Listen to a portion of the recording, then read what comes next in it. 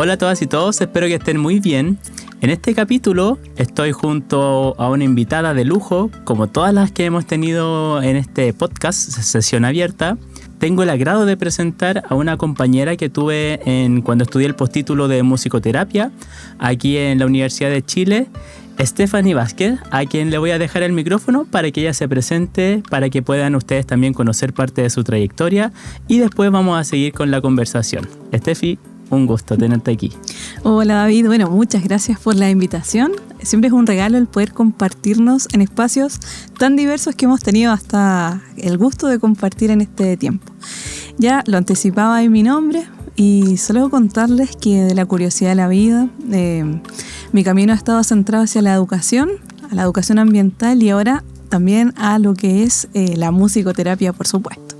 Así que de esas historias, miles para contar. Historias, sí, bueno, con Steffi hemos hecho sesiones grupales de musicoterapia, hemos compartido también en contextos fuera de la musicoterapia, pero siempre unidos con la música que es algo que nos une y que nos gusta mucho también, obviamente a los terapeutas, musicoterapeutas y sonoterapeutas. Y para partir quizás en la entrevista, en la conversación, me gustaría, Steffi, preguntarte cómo te ha ido, cómo has seguido tu proceso desde la musicoterapia, ¿cierto? Porque tú tienes otros caminos, también estudiaste historia, pero ¿cómo ha sido tu proceso o lo que ha venido después del postítulo? ¿Cómo ha estado toda esa experiencia? Bueno, luego de salir de esa formación, ¿cierto? El desafío siempre importante es pensar dónde existe también una necesidad para levantar, ¿cierto?, propuestas en musicoterapia. Y desde la formación, uno de los ámbitos en los que he estado trabajando y dado mi acercamiento a la pedagogía es musicoterapia en los contextos educativos, tanto en primera infancia como con docentes en ejercicio, y por otra parte con madres gestantes, digamos, donde también tuve la posibilidad de sacar esa formación en musicoterapia focal obstétrica, que también ha sido un regalo de la vida trabajar desde ahí con estos grupos. ¿Con Gabriel Federico estudiaste? Claro, justamente genial. Con Gabriel Federico, ahí un gran referente en esta materia, musicoterapeuta argentino y creador de este modelo que está certificado por la Federación Mundial de Musicoterapia. Genial. Claro. Buenísimo. Oye, la educación, bueno, yo siento que así como en psicología, ¿cierto? Hay corrientes o hay ciertas... uno puede ir tomando ciertas líneas, ¿cierto? Como un psicólogo más clínico, educacional, laboral. La musicoterapia también se inserta mucho en tema de educación, en lo educativo. Nuestra profesora Silvia Andreu, me acuerdo que nos comentaba harto de su experiencia en contexto educativo. ¿Y cómo lo ves tú? Me gustaría que nos pudieras comentar desde tu visión, como tienes estas dos vertientes, como desde la educación, pero también este lado desde lo terapéutico, desde la musicoterapia. ¿Cómo vas haciendo tú esta unión o cuáles son las mayores necesidades? ¿Cómo la musicoterapia puede ayudar en estos contextos que nos puedas contar en base a tu experiencia? Sí, bueno, primero entender que cuando hablamos de la musicoterapia hablamos de un proceso que tiene fases de trabajo, de diagnóstico, de acompañamiento y de evaluación permanente. Por lo tanto, cabe hacerse primero la pregunta si es pertinente o no y en qué contexto. Claro. Y respecto del ámbito educativo, bueno, uno de los temas bien relevantes es entender que trabajar en un contexto educativo, sea en primera infancia, en la educación media o incluso la educación superior, requiere primero entender el contexto de esa cultura, de esa organización, de los desafíos que pueda presentar, para entender entonces cuál es el camino a poder trabajar, si es que la necesidad es verla desde la musicoterapia, así como pueden existir otros abordajes también terapéuticos, incluso de diagnósticos organizacionales, si uno quisiera verlos, también hay.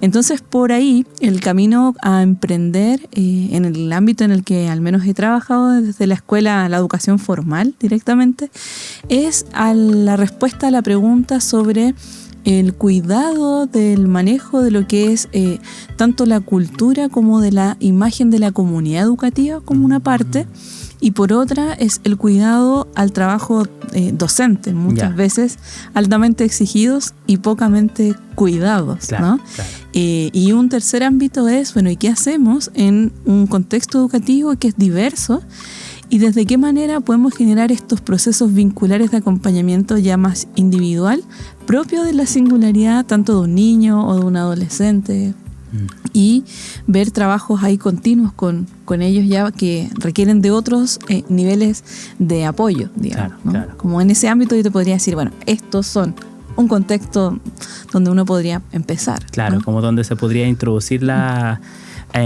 yo tengo la suerte de tener hartos amigos músicos, dentro de ellos profesores de música, y siempre hay una temática central que, bueno, el tema docente en cuanto a los profesores vinculados al arte, siempre es bien complejo porque no hay las horas, el total de horas en un solo colegio, por ejemplo, entonces tienen que estar tomando distintas horas en distintos colegios que no necesariamente le quedan muy cerca uno del otro.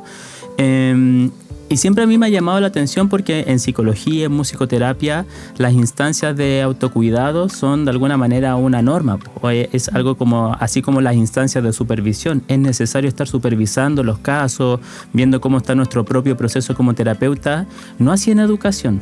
Y eso a mí me ha llamado siempre la atención de que a nivel como de, no sé si será generalizado, al menos los casos que yo conozco es así, no hay muchas instancias, por ejemplo, para profesores que trabajan en dinámicas muy potentes, vinculares con muchos estudiantes, con la responsabilidad de los estudiantes, con exigidos por la institución, por los apoderados y también de alguna manera por los estudiantes. Hay un desgaste también vincular importante que yo siento que ahí, no sé cómo lo ves tú, pero en base al tema del autocuidado, ¿cómo lo ves tú en esta perspectiva y de qué manera, no sé, la musicoterapia u otra terapia podría apoyar también a esos procesos? Sí, bueno, quería tomar un punto anterior a lo que mencionaste, porque fíjate que un desafío de las escuelas siempre es la gestión, el tipo de liderazgo, cómo se crea, se fomenta cultura y que genere sentido de pertenencia a cualquier comunidad educativa, sea y en cualquier rol en el que me toque participar o estar. Y como actor clave, ahí los docentes tienen una preponderancia mayor, ¿no? Y mencionaste esto de las escuelas, bueno, no siempre tienen las horas para contratar a todos los profes y eso ya levanta una gran problemática. Claro. Un profesor que busca cubrir las horas que requiere para poder tener las condiciones de solvencia para la vida, ver cubiertas sus necesidades, ¿no? Y ese es un desafío ya que muestra a la escuela como un actor que presenta un desafío de articulación, de gestión, y qué es lo que dice hoy día y dónde se pone la prioridad en la formación también dentro de la escuela. Que un profesor de música enfrente de eso es muy distinto a uno de matemáticas. Horas no le van a faltar, ¿no? Sí. Entonces hay cierto énfasis también de cómo vemos la formación, qué lugar tiene el arte, la creación, la expresión plástica, que es una condición básica del ser humano, versus otras formas de desarrollo de conocimiento, ¿no? Y ahí lo planteo porque creo que es un problema también que genera estas desvinculaciones de lo que somos nuestra condición humana, es justamente vernos parcelados. Esto es conocimiento matemático, es lenguaje, es educación física como si estuviera separado de lo otro, y el arte, ¿no? Como un problema. Y como un problema en el que es estructural repensar y darle prioridad al arte como una condición que alimenta el alma, la salud, permite otro lenguaje y conecta con algo tan relevante que en la creatividad hay salud. Claro. Hay plasticidad, ¿no? Como un tema que planteaste, ¿no? Y lo relevo porque eso es una cuestión que hoy día las escuelas tienen que plantearse también. Y hoy tenemos también lineamiento en esa línea respecto de la educación socioemocional. Yeah. Y aquí lo vinculo a lo otro que me preguntaste. Bueno, ¿qué hacemos con lo que es la educación socioemocional? Y sobre todo estas estrategias de cuidado a los equipos docentes. Y hoy día ahí hay una gran crisis que explicita por qué hoy día también hay un gran abandono docente de las escuelas.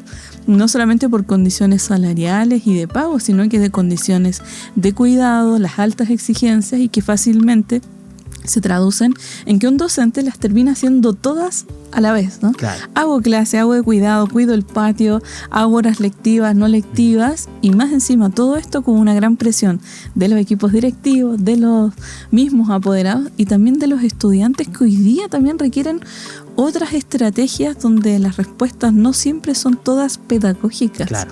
¿No? Y ahí se levanta el otro nudo crítico. condiciones laborales, condiciones de cuidado. ¿Y qué hace la escuela para justamente pensar la comunidad? Y la comunidad desde la docencia es un elemento central, ¿no? O sea, no digo que sin profes no hay escuela, pero sin docentes está difícil llevar a cabo esta labor, ¿no? Claro. Y por ahí entonces se levanta este nudo crítico, ¿no? Sí, yo siento que al menos a mí siempre me ha llamado la atención cuando converso con profes, con docentes, y claro, desde el punto de vista desde las terapias, porque por lo general también lo hablamos en términos terapéuticos, es ver de qué manera poder generar un cierto apoyo o que se visualice o que se releven esas temáticas importantes, porque quizás la institución tampoco lo tiene muy al tanto, como puede que no. Lo ideal sería que sí. Y algo que tú mencionaste que me gustó mucho también, como en términos de analogía, esto de ver todo de alguna manera parcelado, como esta, no sé, pues esta es la clase de historia, esta es la clase de matemática, y muchas veces yo siento que claro, cuando empezamos a abordar las temáticas o llevar al ser humano también de esta manera como parcelada, es difícil llegar a un núcleo esencial, o es más difícil poder ver como que hay algo más general y global a lo cual abordar. Y siempre se me va esa analogía como divide y vencerás, como en la medida que nos veamos parcelados va a ser difícil llevar a un proceso como terapéutico que finalmente es poder integrar, generar este diálogo entre lo que yo estoy pensando y lo que estoy sintiendo, entre mi espiritualidad quizás y mi no sé, mi fuerza de voluntad, como poder ir uniendo todas estas perspectivas que desde las terapias complementarias yo siento se intenta ir abordando o considerando estas otras áreas. Entonces, me gustaría también plantearte cuál es tu posicionamiento respecto justamente a esto también desde lo ambiental, que ahí hay una perspectiva bien también integral o holística de cómo se concibe, como todos los procesos. ¿Cómo lo ves tú en ese sentido, la perspectiva holística, integral de las personas, llamémoslo? Bueno, va a depender desde la disciplina en la que me esté posicionando, porque si es desde la educación, yo te diría que los modelos de una pedagogía social y territorial son posibilitadores de cambio, porque hacen que lo que yo aprenda lo lleve y lo ponga al servicio del lugar donde habito. Por lo tanto, tiene sentido esto de no parcelar el contenido, sino que entendiéndolo como un gran todo que tributa también y genera ese valor social, económico, cultural e histórico de un sujeto que es social, que es político también, no lo podemos olvidar. Y también, por supuesto, en una condición de espiritualidad, de sus ámbitos biográficos, ¿cierto? Claro. Como un gran punto y entender esa mirada humana de una totalidad integrada, ¿no? Entonces, desde ahí, de la pedagogía, por supuesto, hay. Ahora, uno de los ámbitos que me parece que permite dentro de lo que es el ámbito de la escuela, y lo digo porque he sido una gran luchadora de esto, y he trabajado también gustosamente con organismos públicos que se dedican también a esto, es a plantearse la educación desde una mirada integral y situada en contexto. Y la educación ambiental, por ejemplo, cuando las escuelas toman este camino, se transforman desde dentro. Entonces hay una vinculación que es mucho más profunda. Por ejemplo, cuando te mencionaba esto de entender al ser humano desde estas miradas tan separadas, como si fuéramos parte de un todo y no un gran todo a la vez, ¿no? Es desde la educación ambiental entender que lo que yo aprendo tiene un motivo de ser. Entonces, si yo me como un plato de comida, ¿cierto? Para dar un ejemplo muy sencillo, y ahí lo voy a pasar a la musicoterapia. Si me como un plato de comida, esa comida viene de un lugar, ¿no? Los ingredientes, cómo se cocina, qué es lo que está detrás, cómo se aprendió esa receta, en qué contexto se comparte, por ejemplo. Claro. Y si uno hace esa minucia, te das cuenta que el plato tiene historia, tiene una trayectoria, una memoria heredada, y todo lo que hay detrás de una cocina. Imagínate eso, lo llevamos a una sala de clases y decimos, mira, vamos a hacer la historia de la comida de algo. Entonces empezamos a ver la historia, empezamos a ver cómo se narra, entonces vemos el ámbito lingüístico, cómo se disfruta la comida, que hay detrás de un ritual de la comida. Entonces empezamos a ver que si era un contenido curricular de solo decir cuáles son los platos en realidad típicos de Chile, y lo vemos desde ahí, lo que vemos es una mirada mucho más amplia. Claro, y no solo descriptiva. Y basada en una experiencia. Ahora, ¿qué tal si ahora vamos a hacer el plato de comida, lo cocinamos, pero vamos a buscar estos ingredientes a la tierra, ¿no? Cómo se cosecha, quién lo cultiva, cómo se vende, claro. Quién le enseñó a la persona que llegue un plato y que tenga una papa en la mesa. Es toda una trayectoria. Entonces, cuando tengo un vínculo de esa manera con esto que yo como, en realidad estoy hablando de algo que me otorga una riqueza de comprensión mucho más implicada con mi vida, ¿viste? Entonces, ya ni siquiera es un vínculo ahora solo de conocer todo lo que está, sino que es un vínculo con lo que yo como.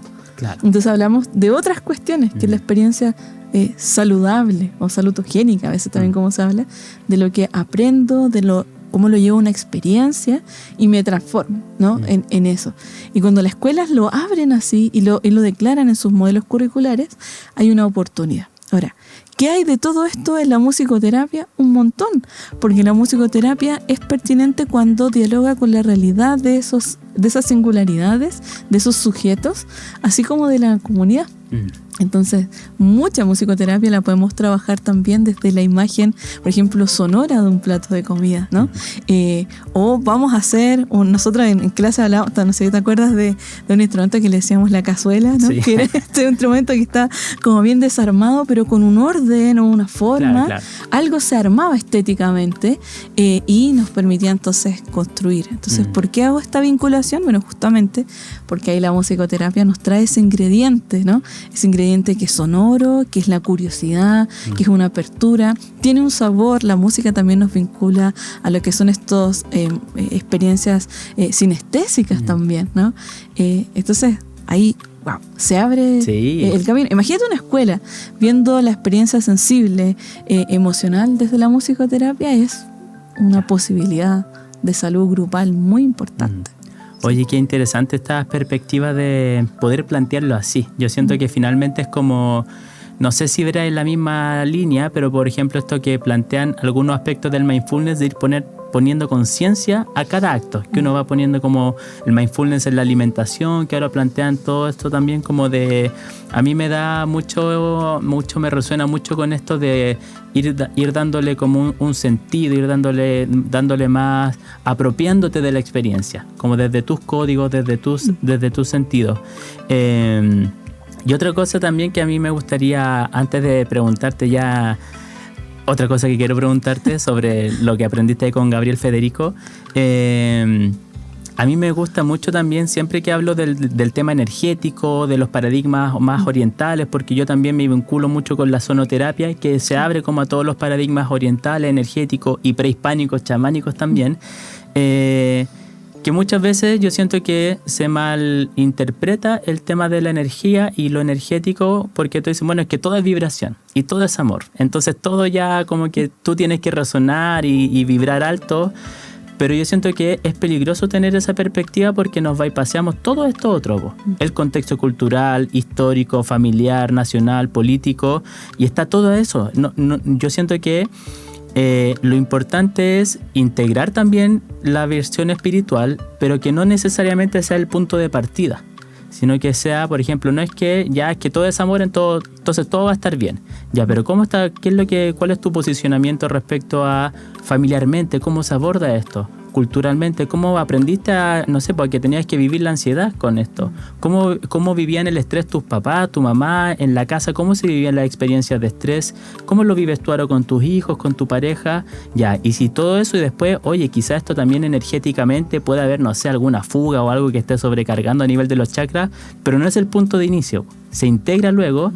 Entonces yo siempre apelo, y en los cursos siempre digo, bueno, es un punto a considerar, pero no necesariamente el punto de inicio. Se va a llegar allá, pero hay que ir considerando todas estas otras cosas que son lo más evidentes también, lo más evidente y lo que tenemos ahí a la mano de ir analizando. Dicho eso, que me resonaba mucho con lo que tú nos planteabas, me gustaría que pudieras comentarnos también cómo fue tu experiencia estudiando con todo el tema de la musicoterapia, pero con estas etapas tempranas o incluso como en gestantes, como de cómo se vincula y cómo se trabaja en esas áreas. Sí, bueno, ahí tomaste un punto que es lo más prístino, yo diría, de la experiencia no solo sonora, que es la experiencia como vibroacústica en las frecuencias, ¿no? Y eso está muy presente. Yo creo que es importante que la sociedad en su conjunto primero miren la relevancia que tiene el hecho de entender que esto no es un acto psicomágico, si uno lo quisiera ver, ¿no? Sino más bien tiene una fundamentación. Hay gente que se dedica a la física del sonido, a la vibroacústica, a la vibroarmónica también, y son áreas que están estudiadas y validadas en conocimiento que también es científico. Uno dice, ay, sí, todo tiene que pasar por la ciencia, si no, no es conocimiento, ¿no? Típico discusión ahí de paradigma y epistemología, ¿no? Pero por otra parte es ir a esta mirada más base, ¿no? De que nuestro cuerpo tiene frecuencias, tiene zonas que funcionan, incluso desde otras teorías, por ejemplo de la antroposofía, ¿sabes? Es cierto que tenemos distintos, tenemos un sentido rítmico, tenemos un sentido motor, metabólico, y todo eso funciona porque hay condiciones rítmicas que lo permiten.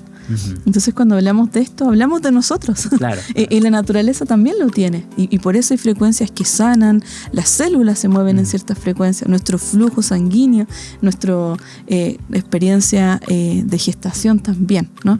Y tomaba este punto porque fíjate que cuando lo miramos desde allí, volvemos a integrar, ¿no? La naturalidad que esto tiene en nuestra existencia. Claro. Nuestro corazón también tiene un ritmo. Por eso también hablan muchos de dónde están los chakras, el chakra corazón, el alma, bueno, y otros enfoques que son muy legítimos también.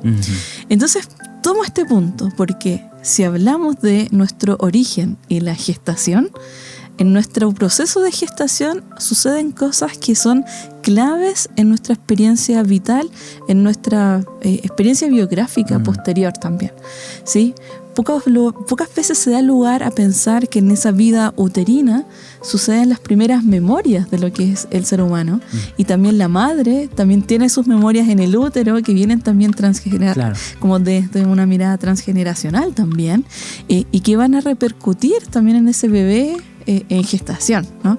Entonces, si lo observamos desde allí, la pregunta es, bueno, ¿y tiene pertinencia trabajarlo sonoramente? Claro. ¿Qué podemos hacer desde la musicoterapia como un abordaje respetuoso, humanizador y legitimador de esa criatura que está ahí, y también de una madre que también co-construye una imagen de sí misma, ¿no? en esa gestación?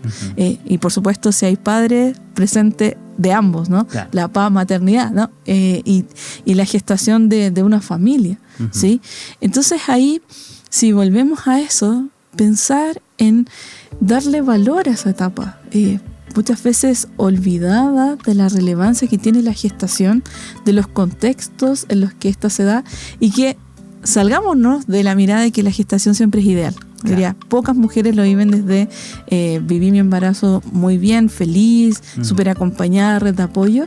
Maravilloso que así sea, pero cuando las condiciones no están, las redes de apoyo y los trabajos terapéuticos que complementan esa trayectoria, esa experiencia, adquieren mucha relevancia. Claro, ¿no? Se vuelven ahí fundamentales, muy importantes. Justamente, y ahí, por ejemplo, Gabriel Federico se plantea, bueno, ¿qué pasa en ese periodo previo al nacer? ¿Y por qué no vamos a trabajar a lo que denomina la música de las esferas, ¿no? De la memoria que tiene la madre, de la experiencia que tiene con esa gestación, qué imaginario tiene de maternidad, qué imaginario tiene de ese bebé que viene en camino, cuando no se sabe el género o no se sabe si tiene alguna dificultad que va a hacer que ese pequeño o pequeña nazca con alguna necesidad específica, por ejemplo, y que también son otros desafíos, ¿no? Humanizar la vida desde allí, desde esa instancia de lo que sucede en el útero, es muy, muy interesante.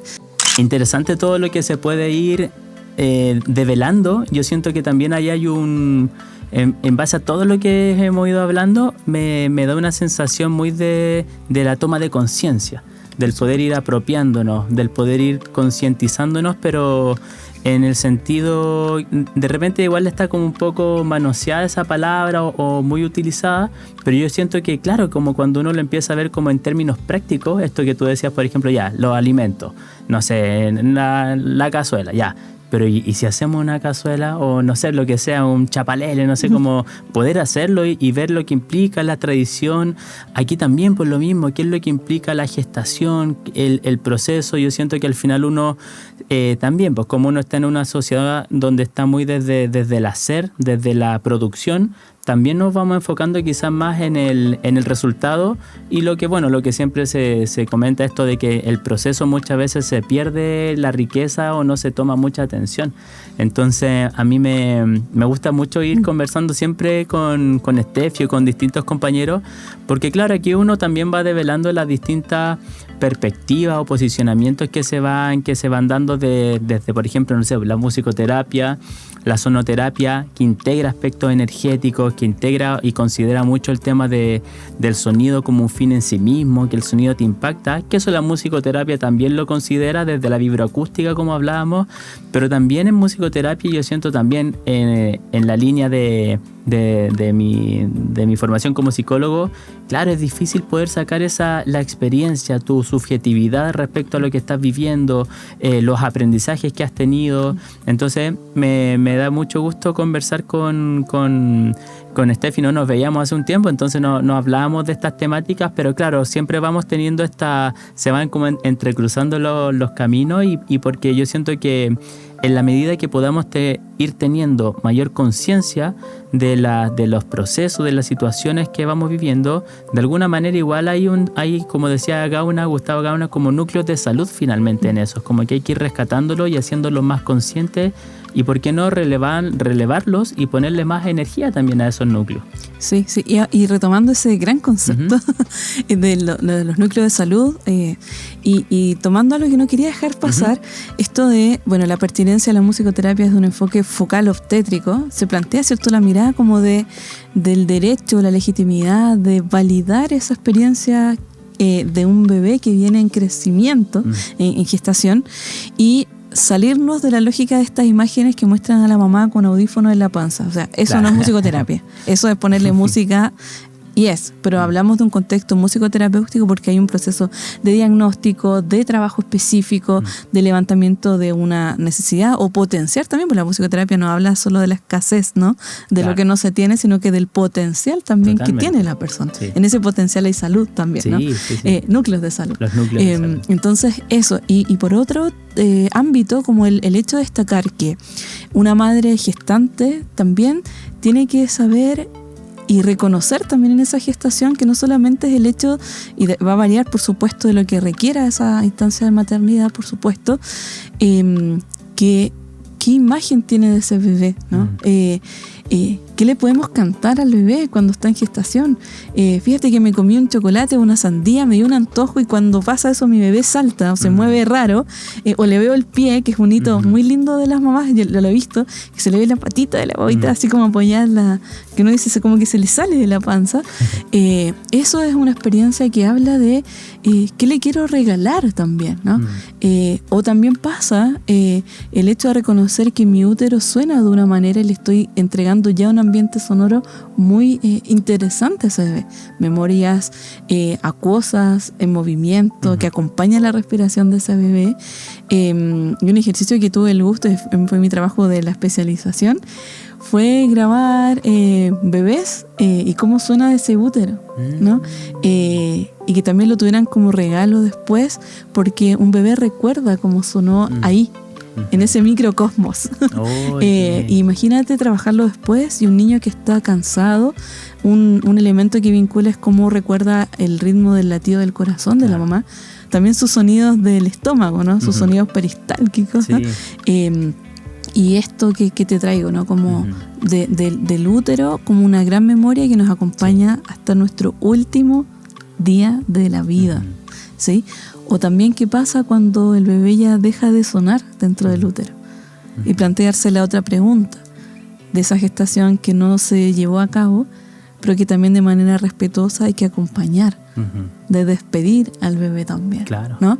Que son estos escenarios que te pone la vida y que una madre o una familia sabe que puede suceder, pero acompañarlo ahí también es un proceso muy profundo de salud y de generar ese acompañamiento, una mirada humanizada, ¿no? Que no es simplemente, ya no está el bebé y listo, te quedaste ahí, ¿no? Claro. hay que anidar esa experiencia. Yo siento que la ética y el cuidado respecto a esos procesos, porque, no sé, yo siempre voy tratando de hacer estas uniones con terapias, por ejemplo, complementarias que no tienen el mismo enfoque necesariamente y que frente a una pérdida te pueden decir, bueno, es que era su camino, era su proceso, era lo que tenía que vivir. O no sé, como que era su karma, por ejemplo. Pero ¿qué es lo que pasa con ese mensaje a la madre, por ejemplo? Y ahí yo siento que nosotros como terapeutas necesitamos como estos principios éticos de cuidado, de respeto, porque no es esto que tú tocas, claro, es un tema muy sensible y hay que abordarlo de una manera también muy sensible, y por lo mismo, no sé, ya si es que la persona es budista o desde el hinduismo y uno le dice esos códigos, capaz que hay un cierto descanso, hay una cierta puede haber un entendimiento en esos códigos, pero si es que la persona no, uno puede intervenir de una forma muy, muy profunda en ese proceso de duelo. Por eso yo siempre pongo mucho énfasis en los aspectos éticos de la terapia, que finalmente ahí está como el respeto, el comprender también el contexto cultural, histórico que la persona tiene y cómo le va a ir dándole sentido al evento que sucede, y eso yo siento que está en esa sensibilidad. Como que la música, ¿cierto?, te permite cuando uno tiene yo he tenido la suerte de tocar música en vivo, ¿cierto? Y de repente ocurren cosas que, claro, uno no puede llegar y abordar, hay que tener mucho tacto en ese sentido, mucho tacto. Entonces, sí, me resuena mucho lo que tú dices, Steffi, y gracias también por compartirnos estos estudios, todo este conocimiento que nos traes. Ya para ir finalizando, querida amiga, yo te quería regalar este libro que le estoy regalando a todas mis acompañantes aquí, entrevistados en estas sesiones abiertas, que este es el último libro que dice, que es Chakras desde la psicología, una propuesta funcional de análisis. Así que yo con mucho cariño te lo entrego. Agradecerte por estar aquí, por compartir todo lo que nos compartiste hoy día, y no sé si quisieras decir unas últimas palabras antes de cerrar esta sesión. Sí, claro. Primero, recordar que nuestra condición humana también implica pensarnos siempre y darnos espacios de autocuidado. En una sociedad donde vivimos muy rápido todo, pocas veces le damos lugar a esto que es importante. Entonces, si hay posibilidad, y como el podcast hablamos, ¿cierto?, de salud, de cuidado o de experiencias también que nos desafía el mundo actual desde lo educativo o la musicoterapia, plantearse esa pregunta: ¿qué estoy haciendo para también darle ese cuidado a mi cuerpo, a mi alma, o a la espiritualidad, por supuesto, y no dejarlo en el último lugar de todas las cosas que hacemos, porque en eso hay oportunidad. Si nos cuidamos también a un todo que es nuestra comunidad, a nuestras redes. Como dejarlo como mensaje, y por supuesto agradecer esta instancia de podcast, de construir también reflexiones y por qué no también conocimiento de los ámbitos que tenemos para compartir y donar, ¿no? Creo que esa palabra me gusta mucho, dar, ofrendar también. Y gracias por el libro, ya voy a empezar a leerlo con mucho gusto, que también aprendo mucho de ti, de tu trabajo, al que respeto, valido por supuesto también, y siempre un honor seguir construyendo camino. Gracias, sí. Pues querida, ahí es una versión de bolsillo para que lo puedan andar trayendo en el metro, o en la micro, o donde vayas, o en el Uber. Así que muchas gracias a todas y todos por acompañarnos en este capítulo de Sesión Abierta. Yo me despido, y si a ti te gustaría participar en una sesión para compartir tu trabajo, así como lo hicimos hoy día con Stephanie, o venir a una lectura del oráculo y poder hacer una pregunta abierta y ver cómo se va dando la dinámica de la conversación, me puedes escribir aquí abajo y coordinas conmigo mismo para venir al programa. Así que nos despedimos y nos vemos en un próximo capítulo. Que estén todas y todos muy bien.